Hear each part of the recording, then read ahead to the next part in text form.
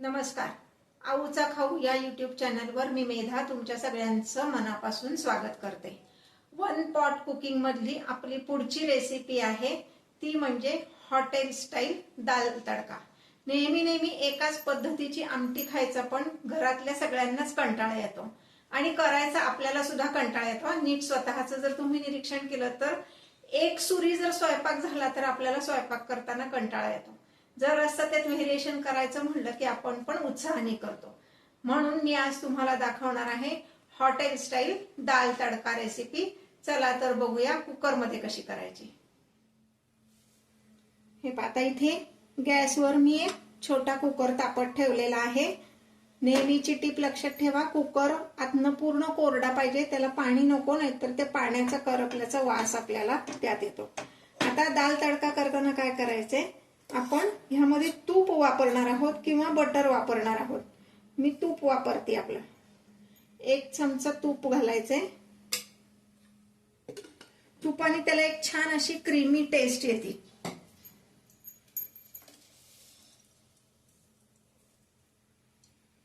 तूप थोडस गरम झालं की त्यामध्ये जिरे घालायचे. तूप फार गरम म्हणजे असं धूर येईपर्यंत ठेवायचं नाहीये. आता यामध्ये मी घालणार आहे 1 मिरची, त्याचे 2 तुकडे करून घेतलेले आहेत आणि 5-6 कढीपत्त्याची पानं घालायचे.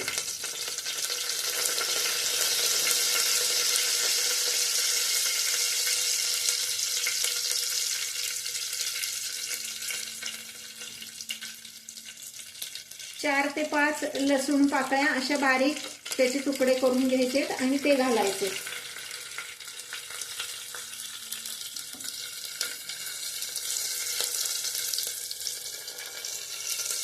लसूण जरा तांबूस होईपर्यंत हे असं हलवून घ्यायचे.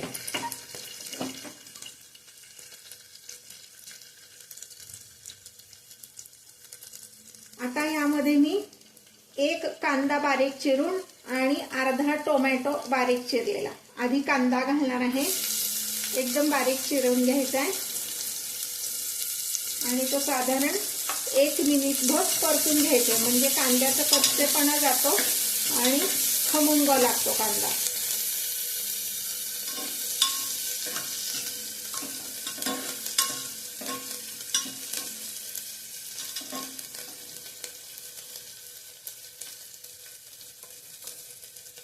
आता ह्यामध्ये मी घालणार आहे टोमॅटो बारीक चिरलेला. अर्धा टोमॅटो घेतलाय, म्हणजे टोमॅटो मोठा होता म्हणून अर्धा घेतलाय. छोटा असेल तर 1 टोमॅटो घेतला तरी चालेल.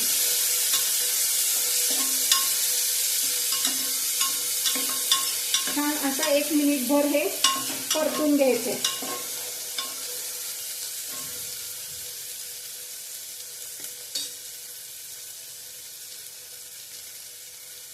ह्यातच मी घालणार आहे कोथिंबीर. अंदाजाने घातली तरी चालणार आहे. अर्धा मिसळणीच्या डब्यात जो चमचा असतो तो अर्धा चमचा एवढी हळद घालायची.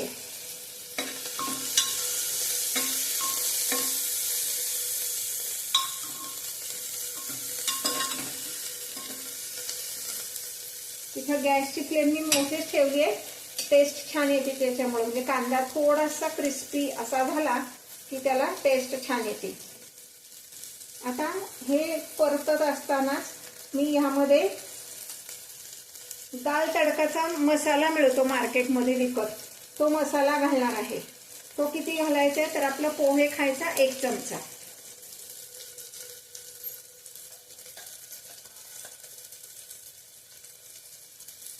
पोहे खायचा 1 चमचा एवढा हा दाल तडकाचा मसाला घालायचा आहे. पुन्हा एकदा छान परतून घ्यायचा आहे.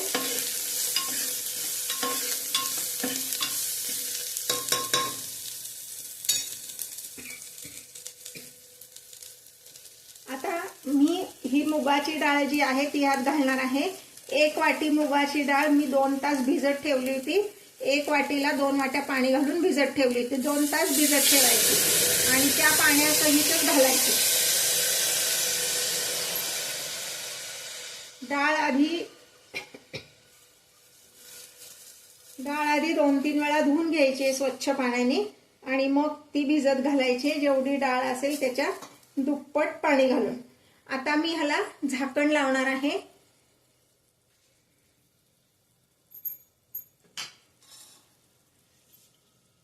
झाकण लावताना लक्षात घ्यायचंय शिट्टीचा जो भाग आहे त्याला तेल लावायचंय.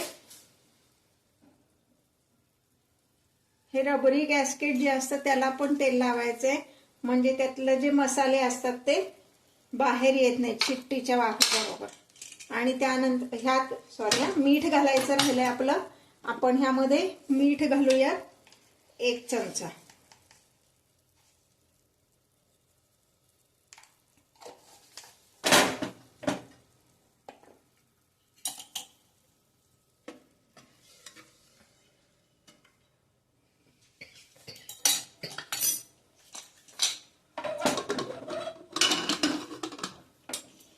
आता झाकण लावून 3 शिट्ट्या करायच्या मोठ्या गॅसवर.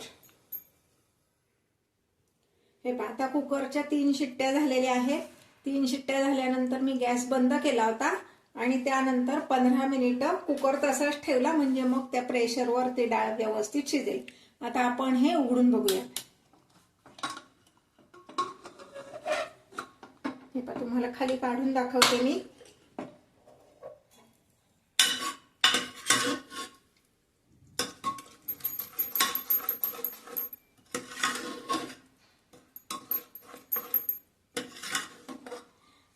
हे पहा, ही अशी डाळ तयार आहे.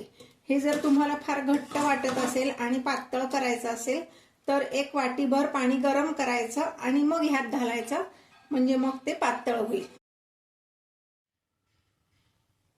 हे पहा, आता कुकर मधनं मी ती डाळ एका सर्विंग बाउल मध्ये काढून घेतली आणि त्यात मी फक्त आता 1 वाटीभर पाणी गरम केलेलं यात घालणार आहे. ते पण सगळं वाटीभर एकदम नाही घातलेलं, अंदाज घेऊन आपण घालू शकतो, आपल्याला किती पातळ हवंय त्याप्रमाणे.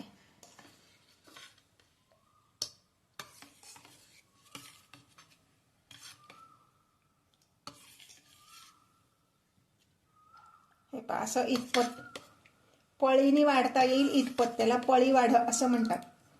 इतपत हे पातळ करायचे, फार पातळ करायचं नाहीये.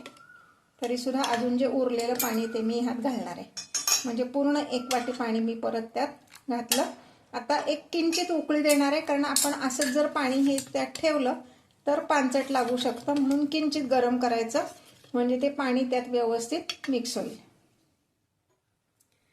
हे पहा, हा आपला दाल तडका सर्विंग साठी तयार आहे. मी ज्या रेसिपीज तुम्हाला दाखवते त्या आवडत असतील तर लाईक कमेंट करायला विसरू नका. अजूनपर्यंत जर चॅनल सबस्क्राईब केलं नसेल तर चॅनलला सबस्क्राईब करा. शेजारी दिलेलं बेल आयकॉन दाबा आणि नोटिफिकेशन ऑल म्हणा, म्हणजे नवीन नवीन रेसिपीजचे व्हिडिओज तुमच्यापर्यंत येतील. मस्त वास येतोय असा. गरम गरम जिरा राईस बरोबर तुम्ही हे सर्व करू शकता.